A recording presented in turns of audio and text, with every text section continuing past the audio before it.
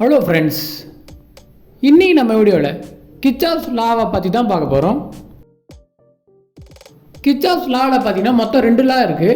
ஒன்று பார்த்தீங்கன்னா current law, இன்னொன்று பார்த்தீங்கன்னா வோல்டேஜ் லா. ஃபஸ்ட்டு நம்ம கிர்ச்சாஃப்ஸ் லா எதுக்கு கண்டுபிடிச்சாங்கன்னு பார்ப்போம். அது எதுக்கு கண்டுபிடிச்சாங்கன்னா, ஒரு காம்ப்ளிகேட்டடான சர்க்யூட்டில் இருக்கிற கரண்ட், ரெசிஸ்டன்ட் அண்ட் வோல்டேஜை கண்டுபிடிக்க தான் இந்த கிர்ச்சாஃப்ஸ் லாவை கண்டுபிடிச்சாங்க. ஃபஸ்ட்டு நம்ம கிர்ச்சாஃப்ஸ் கரண்ட் லாவை பற்றி பார்ப்போம்.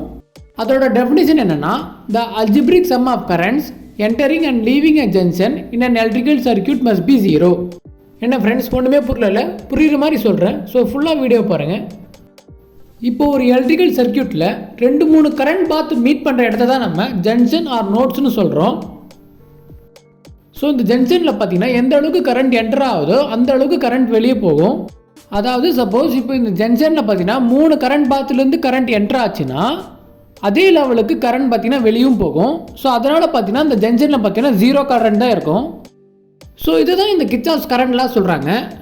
இப்போ இந்த டெஃபினேஷனை படிப்போம். The algebraic sum of current entering and leaving a junction in an electrical circuit must be 0.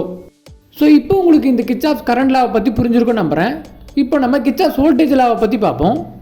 First அதோட டெஃபினேஷனை பார்த்துருவோம். The algebraic sum of the potential difference, அதாவது voltage in a closed loop of a circuit must be 0.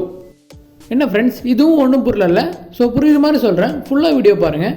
First ஒரு லூப்னா என்னென்னு பார்ப்போம். ஒரு லூப்னா என்னென்னா, ஒரு இடத்துல ஆரம்பித்து அதே இடத்துல வந்து முடிஞ்சிச்சுன்னா அதை நம்ம லூப்புன்னு சொல்லுவோம்.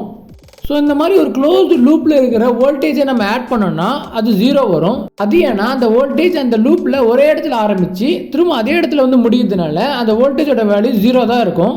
ஸோ இதை தான் இந்த கிர்ச்சாஃப்ஸ் வோல்டேஜ்லாம் சொல்லுது. இப்போ நம்ம இந்த டெஃபினேஷனை படிப்போம். The algebraic sum of the potential difference, அதாவது voltage in a closed loop in a circuit must be 0. So இப்போ உங்களுக்கு இந்த டெஃபினேஷனோட அர்த்தம் புரியும் நம்புகிறேன். ஸோ ஓகே ஃப்ரெண்ட்ஸ், உங்களுக்கு இந்த வீடியோவில் Kirchhoff's current law and voltage லாவை பற்றி புரிஞ்சிருக்கும் நம்புகிறேன். உங்களுக்கு இந்த வீடியோ பிடிச்சிருந்தா லைக் பண்ணுங்கள், ஷேர் பண்ணுங்கள், சப்ஸ்கிரைப் பண்ணுங்கள். தேங்க்யூ.